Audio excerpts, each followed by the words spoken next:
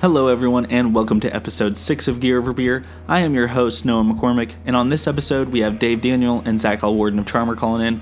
We're going to discuss the release of their sophomore LP, Ivy, which was just released on No Sleep Records, what it was like getting to work with Michael Herrick for their music videos, some Tom Blink-182 talk, and we're going to talk about Dave's iconic Ryan Shrekler skateboard that he had as a kid. This was a really fun episode. Charmer is a great band. We've gotten to play with them numerous times now, and they're just a bunch of great guys and great musicians. You can follow Charmer at Charmer_MI on social media, and make sure you go ahead and listen to them on the streaming platform of your choice. Now with that, let's get into the interview. Cue the music.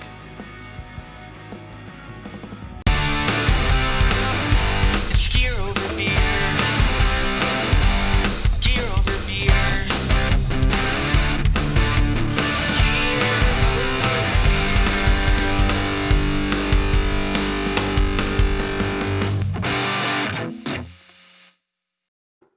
All right, but we are back with another episode of Gear Over Beer.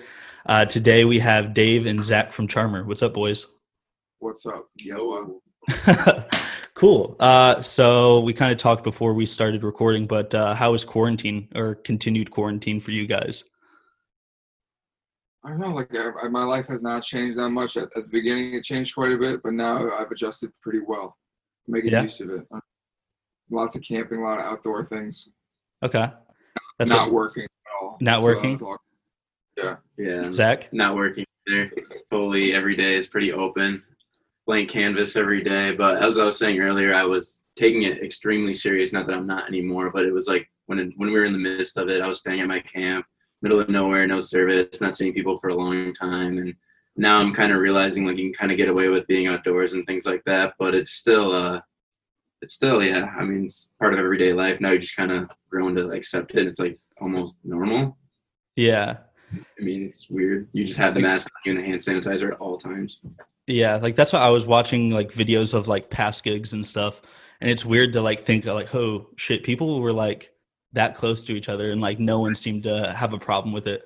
And like now I don't like, it's hard to imagine going back to a gig like with a completely different mindset. For real. Yeah, I don't know when it's going to happen. I don't know who the first band's going to do it, because I've seen like even bands in like Texas will play or something, and then they just get out and like just smeared across the internet. Dude, that's what a promoter hit us up to play a show like next week. And I was like, no, you're a fucking idiot. Like no one, no one's going to show up. B, like how many bands have you had to reach out to get one yes? Like, I was like, no, man. I don't know. Like we were asked to do some like BML rally, which is a great idea. But I was like, I'm all for it, but I will not be the first band to accept it. So even though it's in our town, which is like 20,000 people. Yeah. I was gonna say, how is like that been in Marquette? Because like I'm assuming Marquette's a pretty small town. You guys are damn near up in Canada. We're fortunate. Everyone's like so responsible, and so like it's good up here. Actually. Yeah. Great, because I've gone camping like downstate and stuff, and like you get weird looks for wearing masks in the gas stations and stuff. You're like, well, it's worse down here than where we are, Yeah, that's the thing. It's like really spread out around here. So I mean, statistically, the case numbers here are honestly really low compared to everywhere else. So we are fortunate. Yeah, that's what it's weird because I've had to go back to Indiana a couple times since I moved to Chicago, and obviously here in Chicago, like you have to wear a mask, and like that's just become like the normal.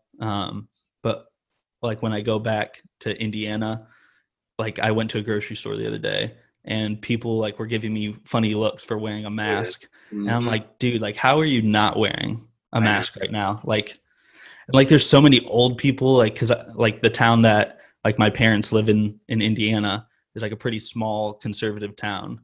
Oh yeah. And so it's not, but same with my hometown too. It's the exact same way. Survival of the fittest is the best way to put that one, I guess. I think I look better with the mask on. So yeah. I hope it doesn't end. Fair enough. So you guys released your sophomore LP Ivy on April 3rd via No Sleep Records. How does it feel to finally get that out? It felt great. It still feels great. I'm glad it's out. I think it's by far our best work. It sounds amazing. Yeah. I actually enjoy listening to our record, which before I never listened to our music, but I'll pop it on once in a while. I'll be like, oh, this is good. Like, damn, I fucking slap. But I don't know, like timing sucks, but Yeah. it's fine. It's fine. What can you do? I was bummed at first with everything going on, but hindsight, I'm like, it's good now. Yeah. Did you guys have touring plans to support the album? Yep. So we yeah. canceled about 4 tours. This is gonna be our biggest year. It's going to be the year of Charmer. But so now we're just doing nothing. Yeah. I don't think we haven't even practiced together since we were rehearsing for that tour that was coming up. We had a tour in April that's coming up, so we were rehearsing for that. But since then, we haven't even gotten together to play. Yeah, I feel that. Do you guys have a favorite song off of Ivy? I don't. It changes quite a bit, to be honest. I like Slumber a lot.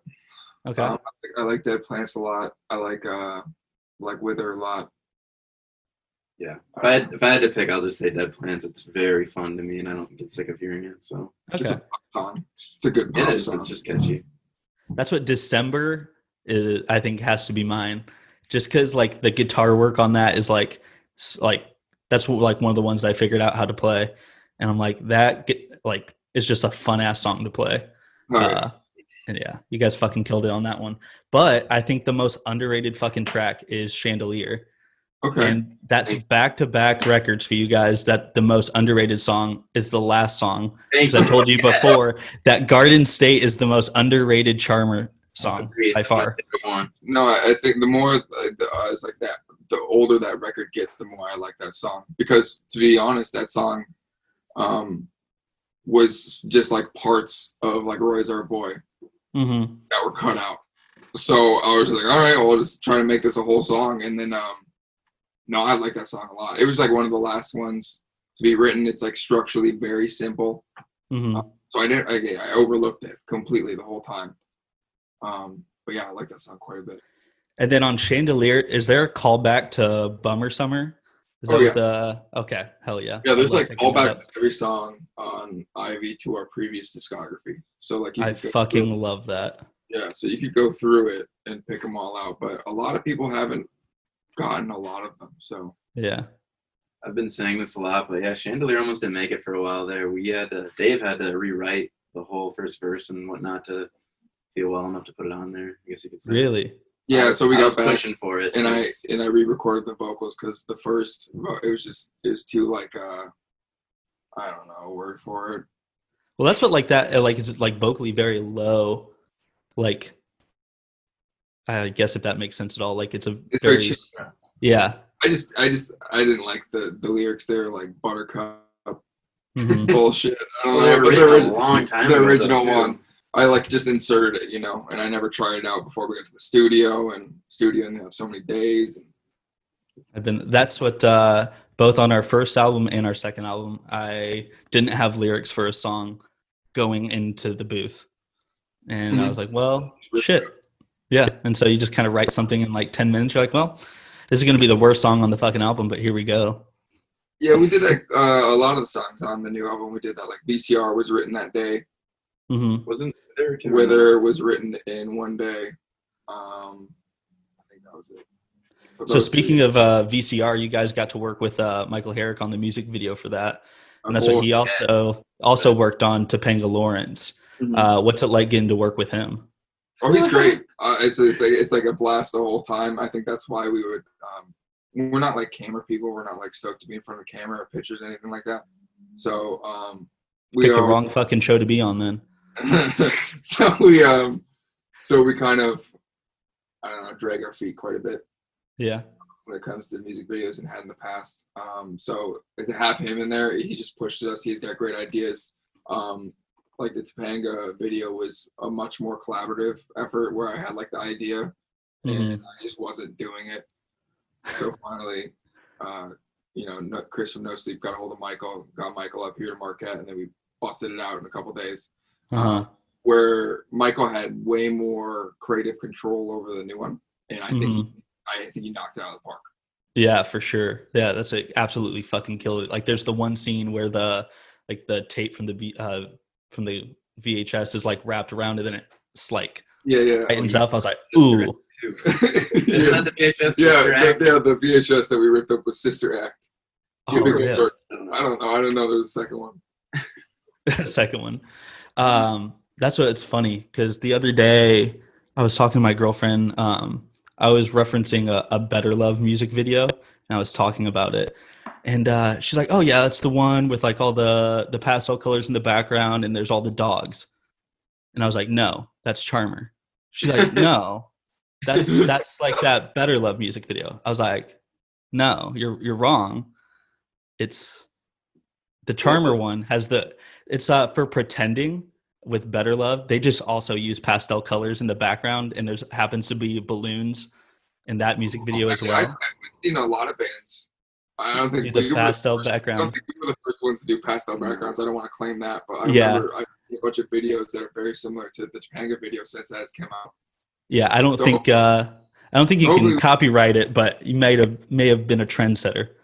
I don't know about that. But.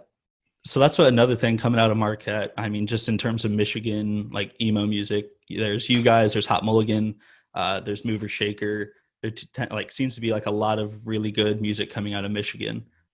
What's your guys' kind of take on that? I think it's great, and the more the merrier, really. There's so many bands that are great that don't get brought up like those bands. Such as? I mean, I could go on forever, but like the biggest band I think this year, like it was Dogleg. Yeah. They made the loudest noise, and so happy for them because I think our third or fourth show ever was their first show, and we played with them down in Detroit.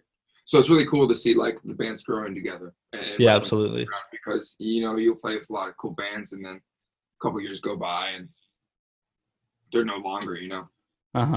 Bands' lifespans are very short these days. So no, it's cool, and it's just different for us because we don't really know them and we don't see them very often. We're 8 hours away from that whole scene. Mm-hmm. So we feel like pretty secluded up here, I'd say. Yeah. Because we are definitely in the Michigan scene, but like everyone just assumes that we're downstate. It's very much not the case. Well, that's what I remember when we were booking a tour, and this is before I knew where Marquette was. I was like, yo, maybe we'll come up and play a show in Marquette. You're like, yo, you realize how far away Marquette is, right? And yeah, that's 14 hours.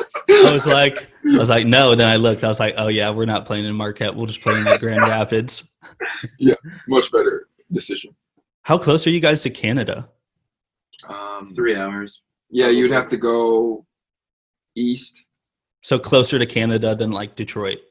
Oh, easily. Oh yeah. Yeah. So would you guys like go to Canada for fun then instead of like going downstate?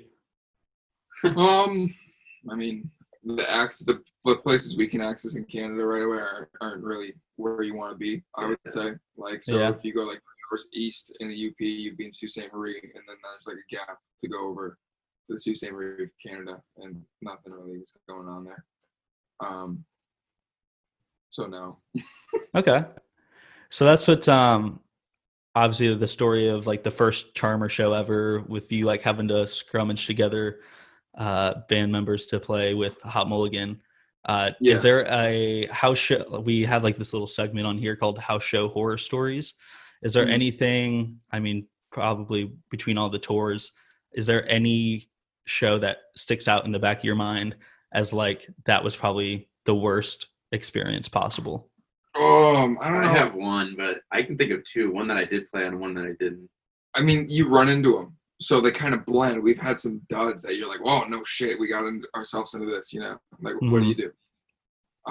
Didn't you play a show? I don't want to say where, maybe, but it was like you said it was like almost having heat stroke. It was like the hottest show you've ever played. Was in Philly or something? Oh yeah, so we were in Philly, and I think the basement thermometer said like 98 degrees or 99 degrees or some point, and it was like Friday night in Philly, so we were really excited. We were deep in tour, and it was like us, Stars Hollow, Max Seal, and I don't know what the other band was, but like if I wasn't playing that show, you wouldn't catch me dead in that house. Like if I was like someone going to that show for fun, I couldn't believe there was people there. Like it was literally miserable. I have one. I wouldn't call it like a horror story, but there was like a moment leading up to it that kind of sucked. and it was here in Marquette, and the show was actually super fun after it all happened, but we were getting ready, we were set up, we were like just about to play, if I recall correctly, and then like a water duct or something just broke above Dave and like spilled. People were saying it was like septic related, so I don't know if it actually was toilet water. People were saying it was. Oh. And it smelled funky, and can it break your pedal? Yeah, so it fried my super ego pedal. Rip. I'm like, oh, let's scoot that back a little bit. Yeah. And, The show was super fun, but yeah, that sucked. That's what, funny story. So I think I've told this story on here before, but I don't know if I've ever told you. But the first time we ever played with you guys was in the basement in Muncie. That was the name of the venue. And I knowingly took an edible, but not knowing how much it was going to affect me. Oh, man. And it kicked right before we started playing. And it was like our third show ever. And that's what you guys played. And I remember I turned to Dave. I was like, dude, I fucked up. This is awful. I was like, this isn't going to be good. I'll tell you that right now. And that was like, after that show, we like had a talk and we're like, okay, we need to step up our game, because we can't just be like taking edibles at shows and expecting things to go well. Couldn't pay me to do that. oh, we've all been through it. I've done it. The edible Yeah. is a whole different ballgame. Yeah, I don't know if I want to dive into the drug stories on tour and then perform, but there's some funny ones. We'll talk about that when I stop recording. How's that sound? Yeah. Yeah. That's what. So we threw, when we still lived in Muncie, we threw a festival every year called Spook Fest, where like all the bands dressed up, and like if you like your ticket was less money if you dressed up, and all the money went to charity. But we were like the last ones to play, and it was like an 8-band bill. And so like you're like, I bet you I have time to start drinking and sober up by the time we get going. Not a chance at all. I drank a Four Loko. I managed to like keep my composure, but Jay had like downed like half of a bottle of Smirnoff, and just totally yacked right before we went on. And it was like, yep, I'm ready to go. Here we go. Yeah, when we first started out, we did I think it was our second tour ever or whatever, but for some reason, like, we weren't playing like venues, so every time we get there, we'd put a 30 rack of Miller High Life right in front of Nick's bass drum. And I remember one show that I was just blackout and feeling like I was a rock star. You're like, damn, I'm coming up with chords that haven't even been invented yet. Doing like Tom DeLonge, like all the arm. Yeah, and I remember did you see the All That's Left Is Love music video, or the new Angels and Airwaves song? I have not. I did. I just watched it the other day. Lots of Tom DeLonge hand movements for sure. I live for that. Yeah. Wait, also, when we were about to do this podcast, he goes, "Oh, by the way, the guy we're doing it with is a big Tom fan." And Tom guy. And then I didn't know it was you at the time though, so I was like, "Well, all right." Well, so I love Tom. All right. So I had brain damage, and I forgot that Zach actually did play in Muncie. So I can never remember like what lineups we had, because we were there. Was that like one of your first tours because that was with Kayak? That was the first. That was the first tour? Yeah, it was. Okay. Yeah, that's what, because I think we all went to the Pizza King after the gig, and that place, that is like a Muncie delicacy. Are they still open during all this? Yeah. There's like 7 locations in Muncie. It's stupid. Yeah. Like every couple blocks, you'll find a Pizza King. Yeah, I'm for it. But speaking, I guess I wasn't planning on going off this tangent, but speaking of Tom, not a problem. I guess we can talk about that a little.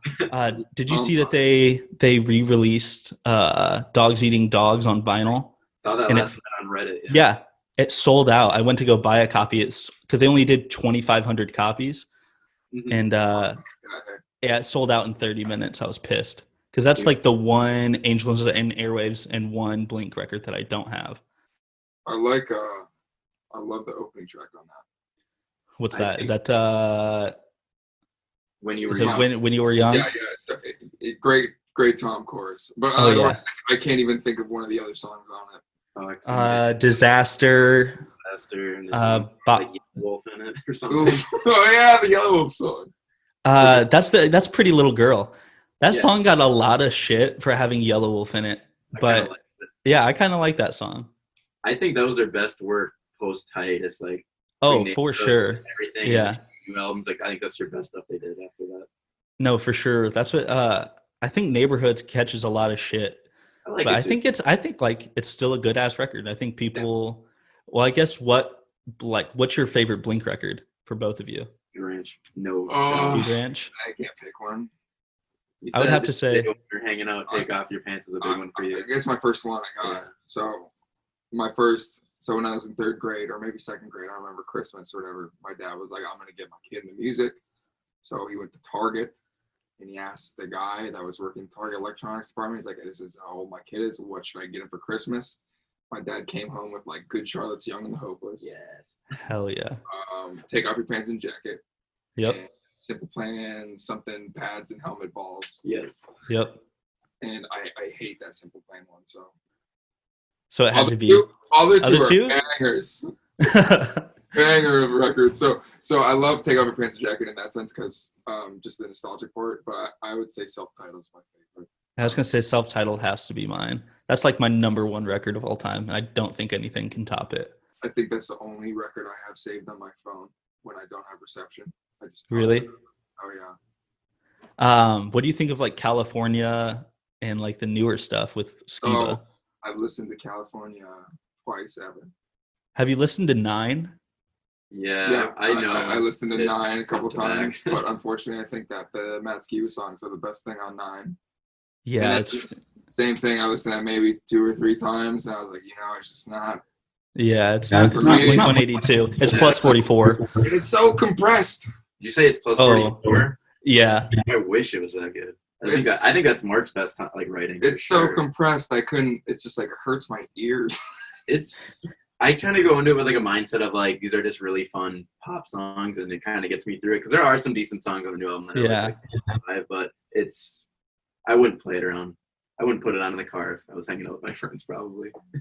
That's why I was walking to the post office the other day, and like and 9, like a song from 9 came on, and I was like, you know what, I'm gonna listen to that all the way through, just because like I'm gonna have to stand in line at the post office. I have nothing better to do, and it's better than I remembered from first listen.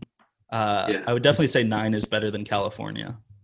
I think so too. Yeah. I Overall, can't think so. compare. I don't know this. I don't know them well enough to like talk about it. To be honest, They feel the That's same. fair. to me, I can't totally. even tell you song names. Is the problem. And I know that California has like another. Yeah, California like Deluxe, which is another just a whole album? nother album. Yeah. Like, what? Do you guys like Angels? I do like their first 2 albums. I never really kept up with them after that. I do like. Okay. I do like a lot of it. Yeah. Yeah. Actually, I like. We Don't Need to Whisper, I think, is Tom's best work. It's good. I like I Empire too. Both of those are good to me. Hmm. See, I got into like the First Love album a lot. Yeah. First I think one, it's easy to get into that whole like a seamless album. hmm Goes all the way through. I remember I was like graduated high school in like 2011, and for a summer job I went down to Wisconsin Dells, which is this tourist area in Wisconsin or whatever, and I was working as like a lifeguard all summer.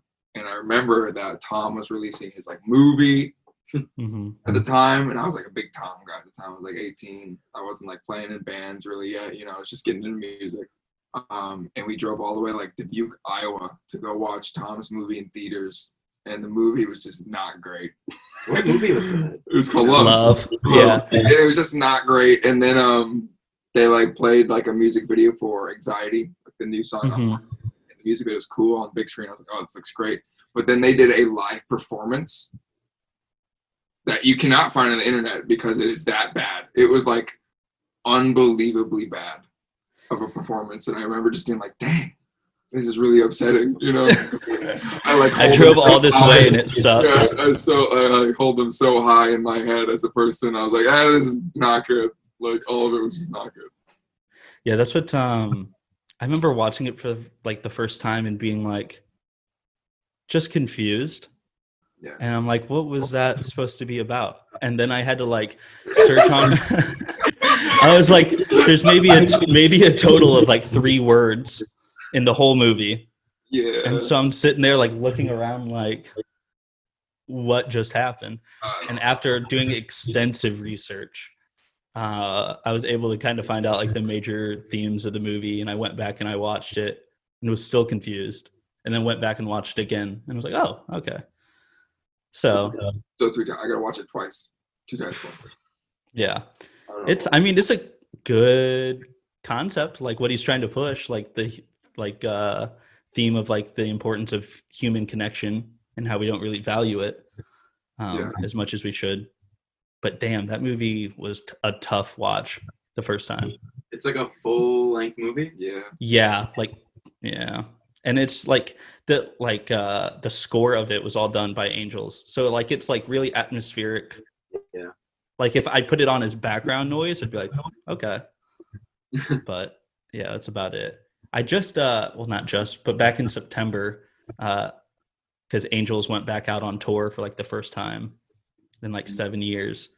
And I got the VIP tickets, so I got to meet Tom. And dude, I like froze and I didn't know what to do. And I was like, holy shit. I was like, can you say my band sucks? He's like, what? I was like, yeah, like on video. Will you just say that Honey Be Well sucks? And he's like, they're not letting people take videos, but I can say it to your face. I was like, okay. He's like, yeah, Honey Be Well sucks. I was like, cool. That's all I needed, man. Thanks. Have a good one. I paid for this. Oh, I'll say it too. Okay, that's good. Yeah. So that was worth it. I don't know how to do it, man. He's a giant of a man.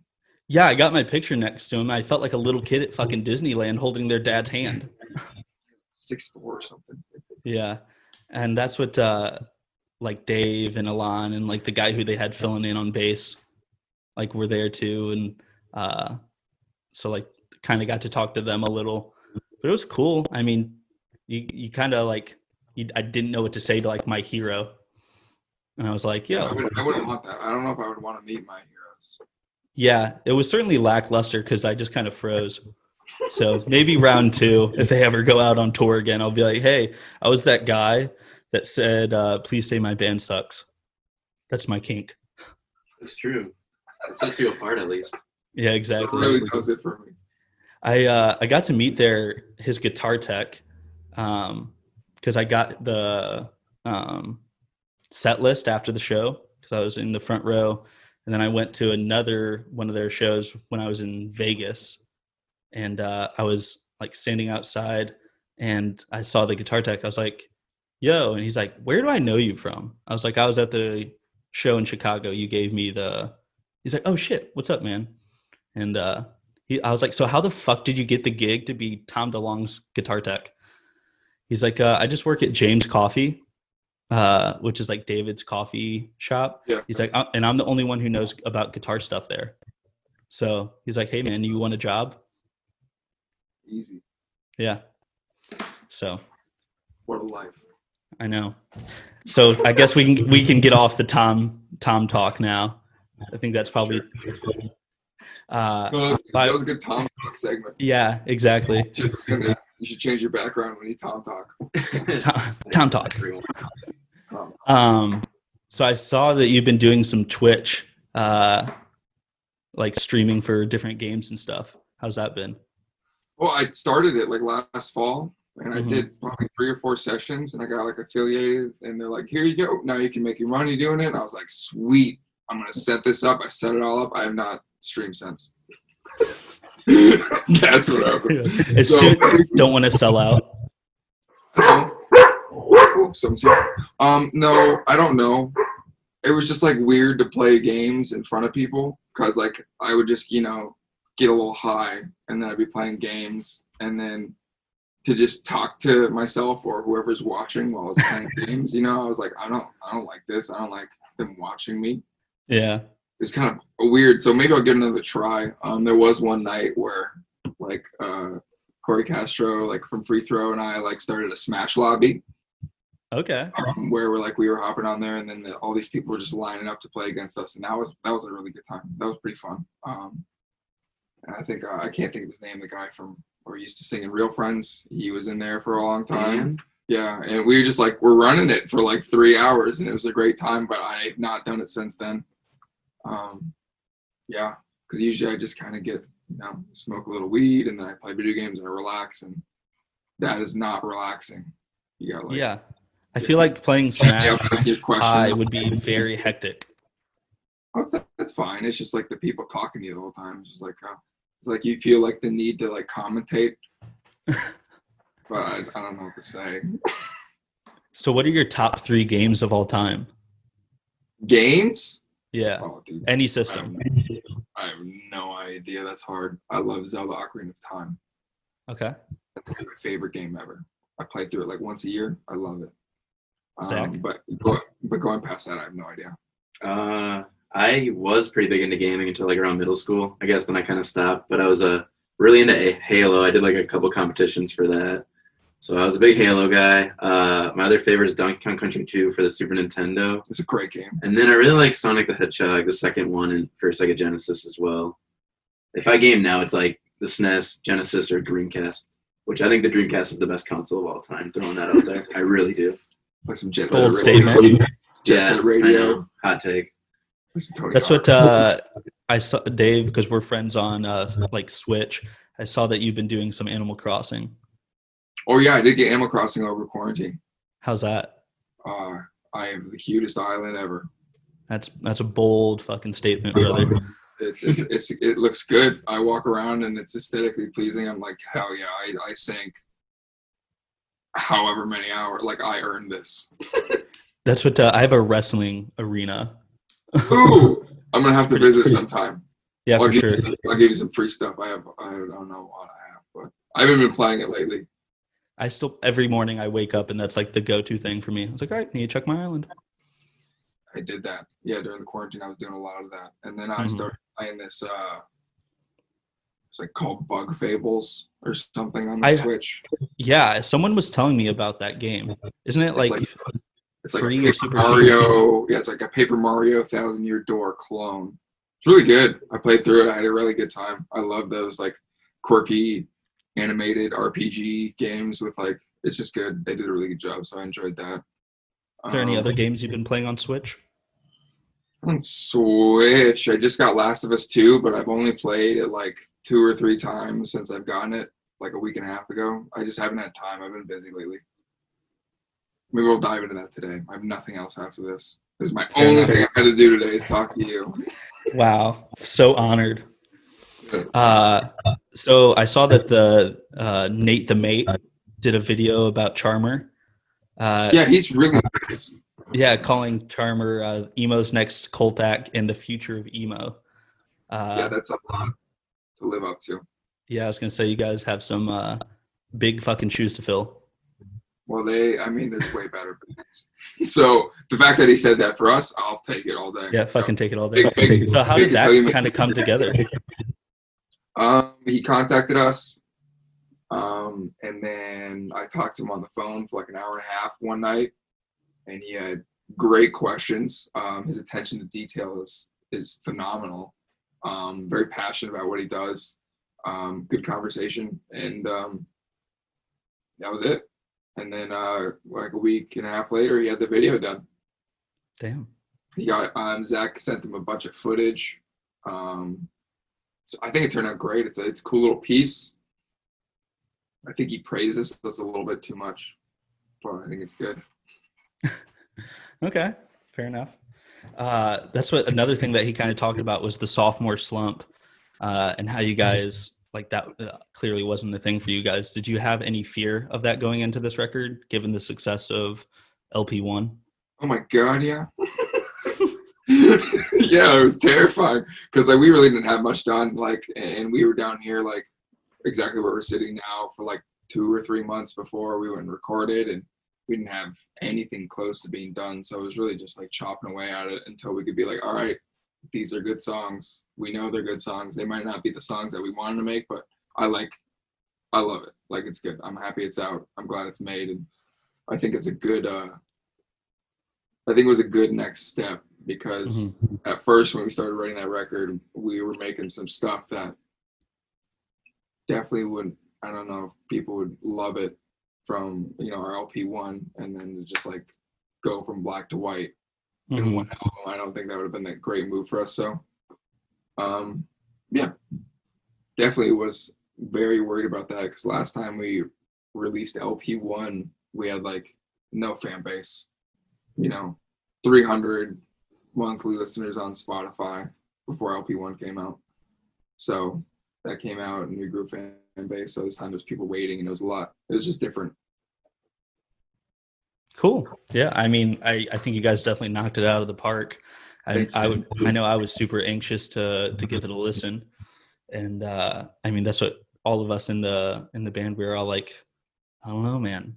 LP1's pretty good. I don't know if they can top, because for us like that, I know for David and I, we listened to that album all the time. Like if we were like driving to a show, like, yeah, we'll just toss that on. Oh, yeah, like, that's awesome. Yeah.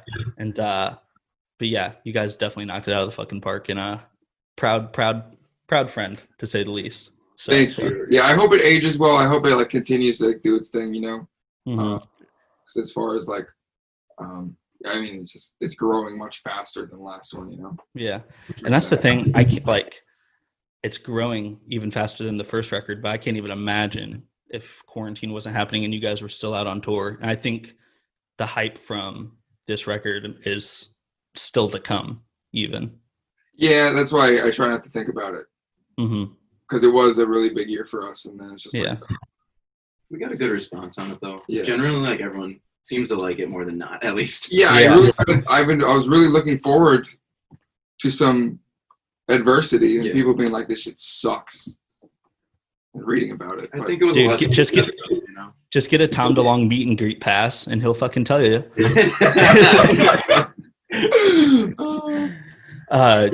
you want to give us a rig rundown? a rig Oh, rundown. he said this wasn't going to be about gear. Oh, Don't A worry, rig Zach. I still got questions. I know you're a big telly guy, so Oh, no, when he told me the name of the podcast, I was like, uh-oh. I was like, should I go upstairs? I'm like, I don't know anything about gear. I don't know anything. it's not that deep. No. well, Zach just got a hot new bass. I do get to play something fresh as fuck. Yeah, so that's. You want to say what it is? What is it, a precision? Yeah, it's like just a Fender.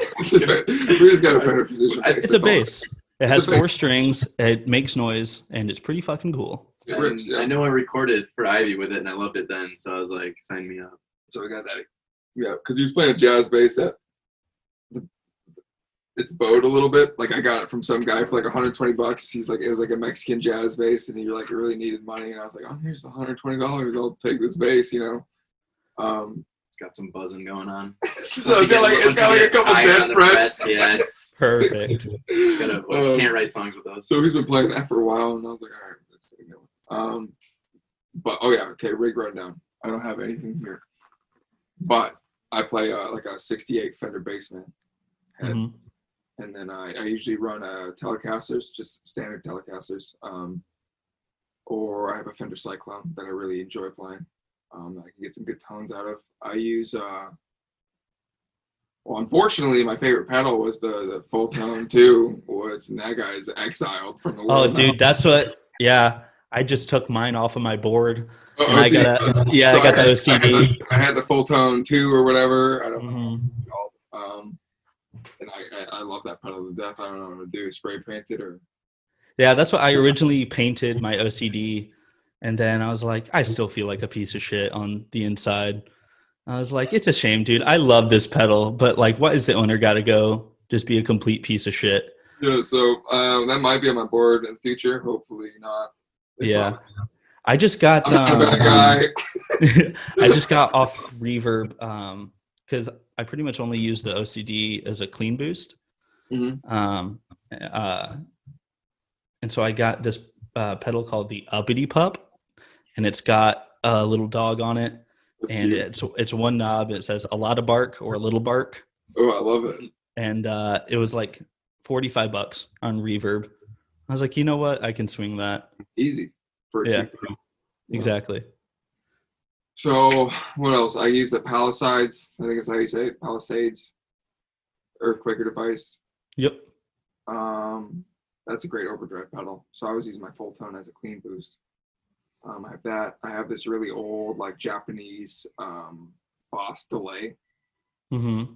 It's like a maroon pedal.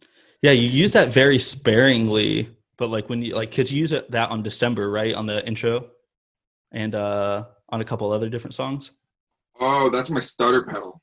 Stuttered pedal, yeah. So I have a digi delay. It's a crap pedal if you're actually going to use it for what it's made. That's what I used to have. That was like the first delay pedal I ever bought when I was like 14. But if you just put it on like the loop setting, Mm-hmm. tap it really quick, it just goes crazy. Okay. So that's all I use that for. Trying to think what else I have on board. I think. Oh, and then I have a Dispatch Master, which is like a delay reverb hybrid, but I mostly use it for reverb. Okay. And then I got a sick Boss tuner that tunes your guitar perfectly. It's got lights on it, you know. And Fair enough. That's like all I use. It's funny because there's like a debate between us and the band because I'm dead set on the Polytune and the other guys are like dead set on like the TU2 Boss. Yeah. And like the Polytune screen is like this big and the one on the Boss is like that big and I'm just fucking blind. And so I'm like, I need the biggest display I can possibly get. I mean, yeah, I'm not blind, so they're both good. What's it like being better than me, man? I just want to know. I'm actually unbelievably blind. Fair enough. Yeah. Do you still have the black telly that I sold you? Oh heck yeah! That's like I always bring it on tour. It's like the same Is thing. It doesn't pop like my other one, but it does the job. I don't have to change many settings when I plug it in. Like if I plug my Cyclone and I have to adjust everything on my amp head, Mm-hmm. that's just not convenient. But yeah, that black telly, it's been great because all my shit that I bring on tour just gets trashed. I feel like if I look at my guitars now than what they used to look like, I'm like, oh. So like I feel like I'm like hesitant to bring them out even now, but I just accepted it. I feel that. I miss that black telly. The neck pickup on that black telly is like stupid hot. I love it. So this is, I guess, where the part where I'll kind of depart from the gear to cater towards Zach. Are you gonna ask me about my pedals? Yeah. Yeah. Okay, Zach, go ahead. I figured you wouldn't want to talk about gear, man. Oh, dude, I'm so hyped that you brought it up. I have a tuner pedal. Okay. Hell yeah, the What do big you tuna. All right, well, that's all. The big tuna. I love it. That's all you need. Ask me about my pedals again. Please. Ask me about my pedals. I have a fucking tuner pedal. I'm pretty fucking cool. That's it. So Zach, I saw like on social media, I'm assuming it's the Marquette skate park, that like they completely covered with sand to Gladstone. to That's completely actually cover so so that people can't skate. And then you went and looks like you rented a generator and like all sorts of shit to clear out the sand.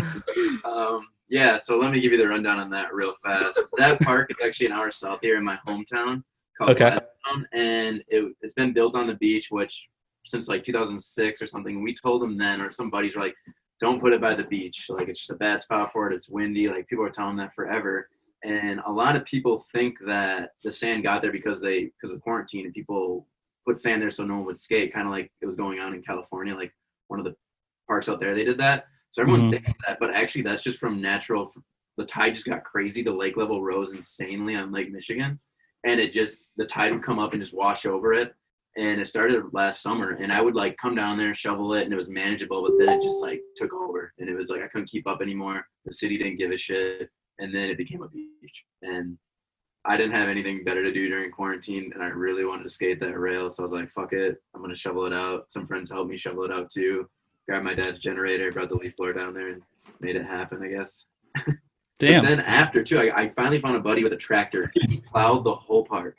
Went there for 2 hours. Got in trouble by the city doing it. She like told us not to, but we cleared the whole park by the end of it. And then probably 2 weeks later, the tide came in again, and now it looks exactly the same. So, and now like pieces of cement are breaking off. The whole park's about to just like get washed away. It's such a waste. Perfect. Well, that's what. Well, perfect. So me and Justin, we say we skate. We're absolute shit. We did like last summer, we got into like trying to skate again, like from like when we skated in as like middle schoolers and like early high school. And we're fucking garbage. But there's a skate park by me here in Logan Square. It's like under like a free pass or something, or like freeway. It's sweet. So when you guys come through Chicago, if you guys need a place to stay, you can stay with me, and then we'll go to the skate park. It's under like an underpass, so it's obviously not Grant Park or Wilson. Then, do you know the name of it? I don't even know. Okay. That's what it's. It's like a 10-minute drive maybe from me. But it's pretty sweet, and I've been dying to get out there. I would love to. That's my one of my favorite parts of being on tour is just getting to skate everywhere on tour. Mm-hmm. And hoping that I don't break my wrist. But.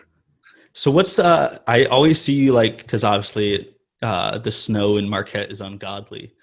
So like this like skate snow shit that you're doing, what the fuck is that? It's called snow skating, and I always describe it as pretty much like a skateboard without wheels, but it's like a specialized board meant to emulate skateboarding during the winter, pretty much.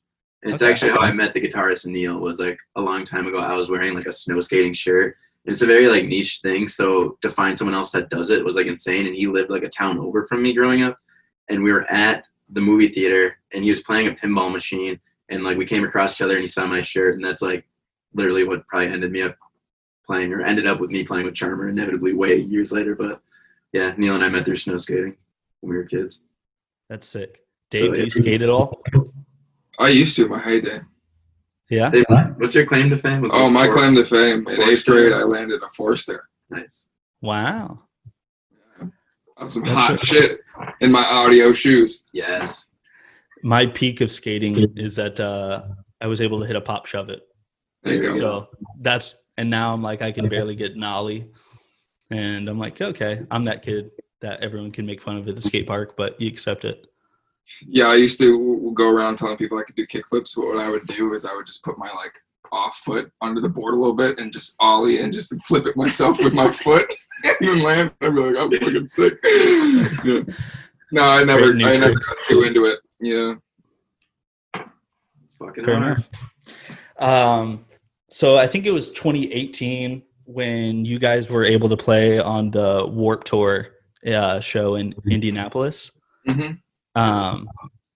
Was that 2018? Is that when that was? I think so.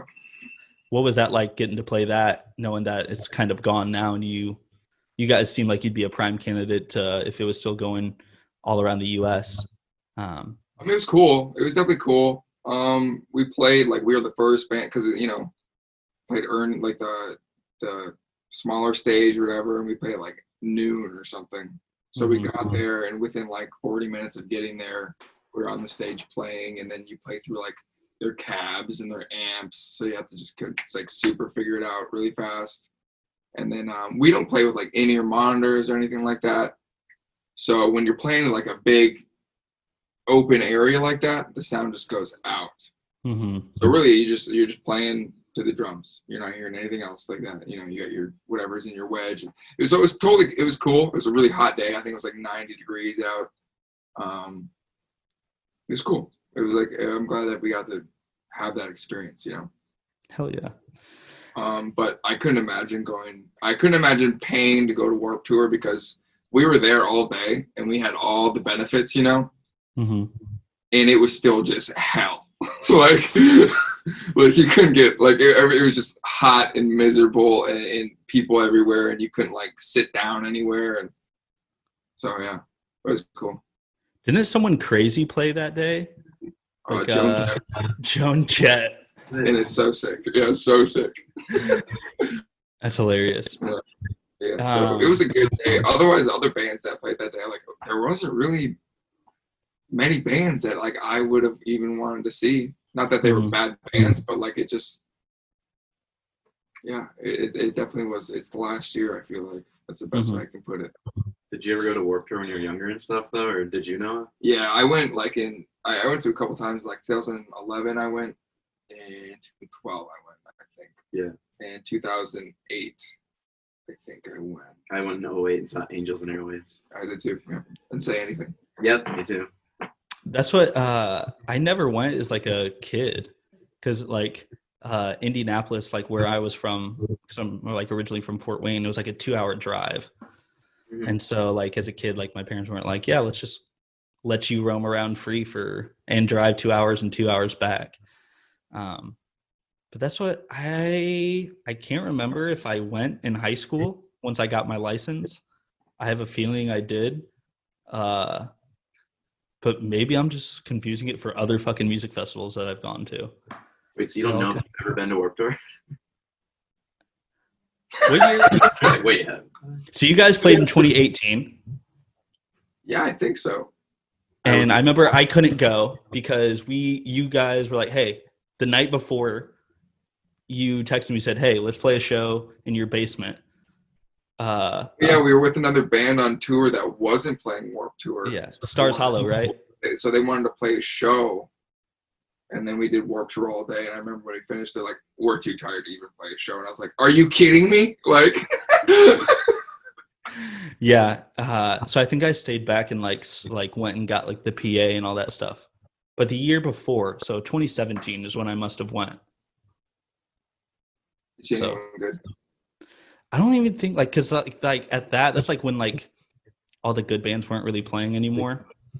Like yeah, that's how I felt when we were there. I was like, Joe Joe was sick. That's when like Real Friends and like Neck Deep are like headlining like around that time. I'm like, I'll go see them, but like I don't want to like, pay a stupid amount of money just to go see those guys for 25 minutes. So yeah, I've never gotten into those bands, so I understand.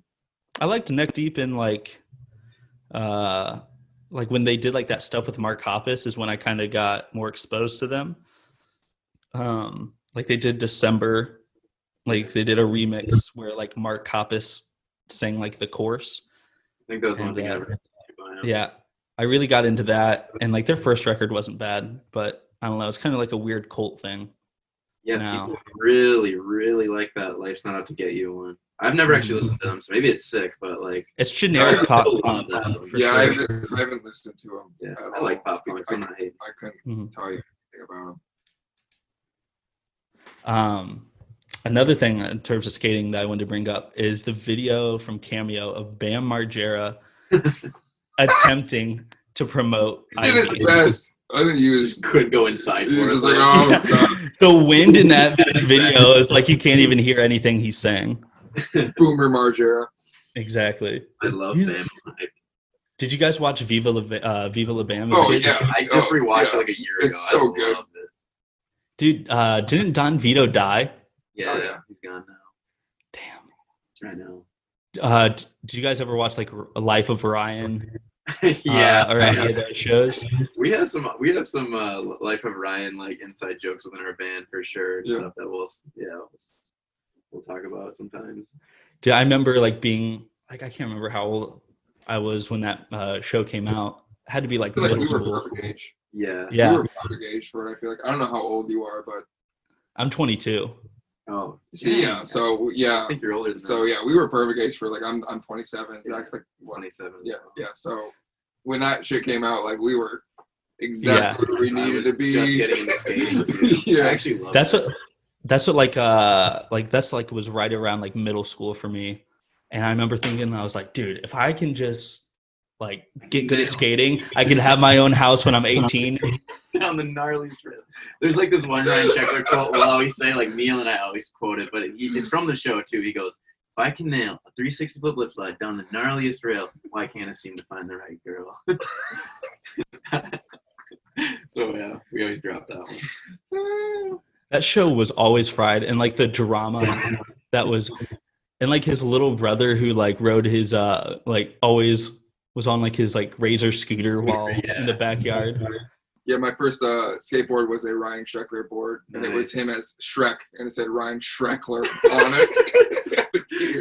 On the bottom of it. It was. Do you still have it? I mean, I don't think so, because I looked at my parents' like storage unit a couple years ago, and it was nowhere to be found. But that thing was sick.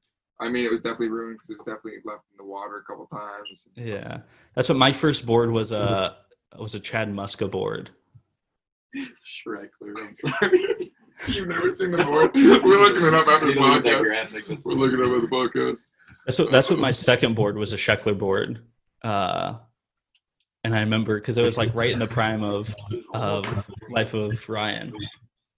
Yeah, that show. I'm almost ashamed to say this. I watched season 1 like 2 years ago, like it's all on Vimeo, and I just went through and watched the whole thing because it was like so funny, and I was making a little edit for my friends to show them like all the funniest parts of that season 1, and that show is like, it's insane how much they amplify the drama, and like the editing is so exaggerated. It's like. Can you screen share so we can both see this? Oh, that's what I'm gonna try to find it. I'm gonna put it on my background if I can find Hell yeah. Say, I wonder if it was either Plan B or Almost he would have been skating for.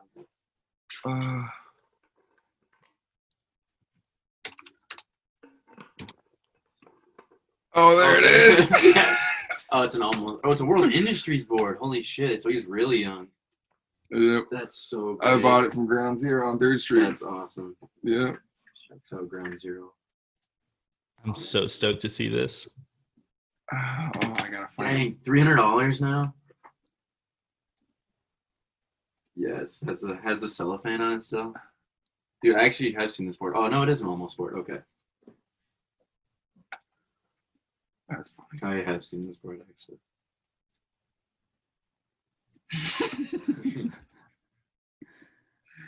I hope it works. Wait, so when this airs, it'll be video along with audio? I'm guessing if we're doing this. Yeah. Okay. Uh-huh. I think you hinted at that earlier too. Whoa! It's on the carpet. That's good. Yeah, that's the board I had as a kid. That's awesome. That is the worst fucking board I've ever seen. Hey, whoa, easy, buddy.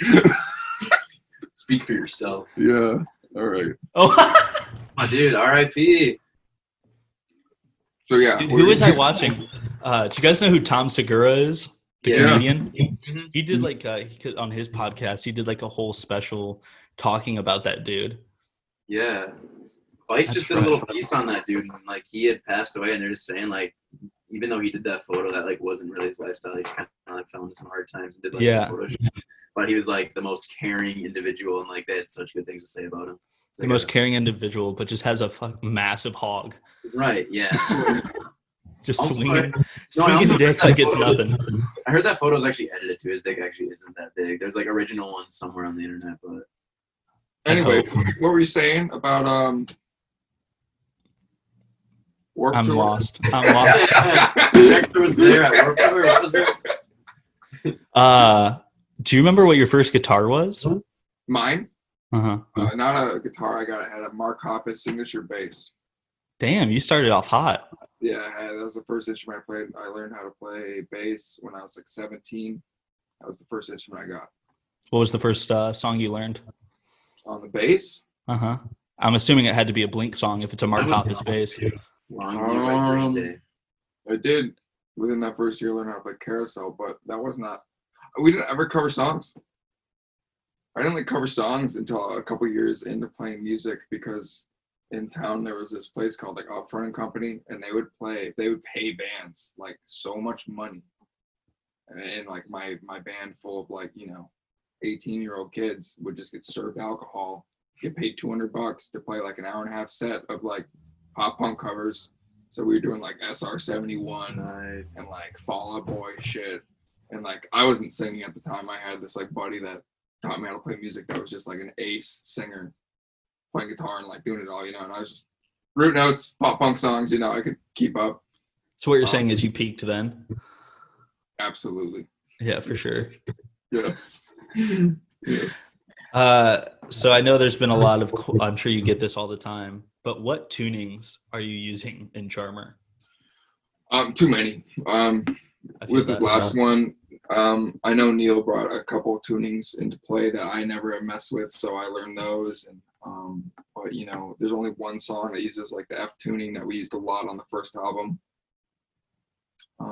Is that the American football tuning? Yeah. The FAC GCE? Yeah, so we use that quite a bit, but we tune that down, so it's like an open E tuning. Mm-hmm. I don't know them off the top of my head. D, A, E, A C sharp E. Yeah, we used that one on that for the first time. We used like Dad Fad, that like F sharp. We used that. Some standard. Dude, I think Honey Be Well has one song in standard in our whole discography. And that's what like this newer record that we worked on is like all in open tunings, and like the stuff that we're working on now, because since we didn't get to tour, we're working on a new album and we've just been sending demos back and forth. And like I'm shooting myself in the foot because all of them are in like different tunings. And at this point, like when we were playing shows before quarantine, I had to bring out all three of my reverends just to like cover all the tunings, and now there's even more tunings, so it's a fucking bitch and a half. Yeah, when we play, we usually just adapt all our tunings to one flat. That's like, smart. One, it's usually like a half step down, like or D sharp or whatever you. Yeah. That's Cool. Fine. It works. It works. Well, But boys, do you have anything else that you want to, I mean, you can promote Ivy or talk about whatever it is you want to talk about. The floor is yours. I don't think I have anything. How are you guys practicing, or how will you guys practice? Sorry, off topic question, kind of. You just said I'm guessing there's so still. Yeah, so the other guys are still in Indiana. Justin's moving to Milwaukee at the end of the month, so that's only like an hour or hour and a half from Chicago. And then Cam, our drummer, he is moving to Chicago, hopefully in August or December. Okay.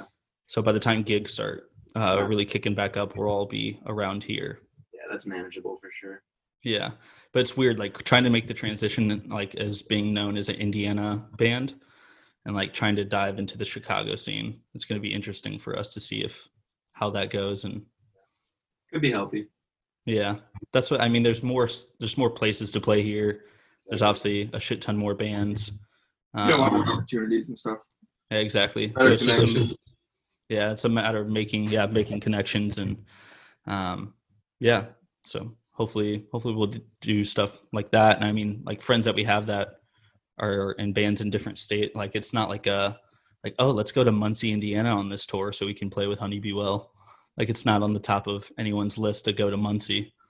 But with Chicago, I'm kind of hoping, we'll be able to play some more shows with different people. So yeah, absolutely. How big is your place? Can you house us? Yeah, that's what. So like the way my living room is set up, it's huge until whoever built this fucking house or apartment decided to just put a wall right in the middle of it. So it's like two separate medium-sized living rooms.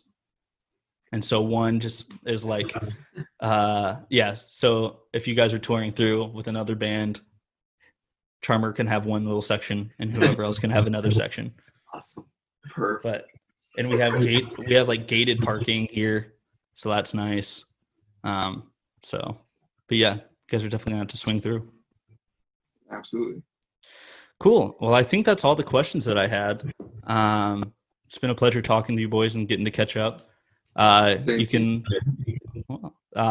guys can check out Charmer's new record, Ivy, out via No Sleep Records. If you stick around to the end of the episode, we'll put one of their tracks on here. Boys, thanks for coming on. Thank you. Yeah, good to talk to you. That's the end of the episode. Hey, thanks for watching Gear Over Beer. Make sure to like this video and subscribe. If you'd like to support this show, make sure to subscribe to our Patreon for additional content like the video version of this podcast.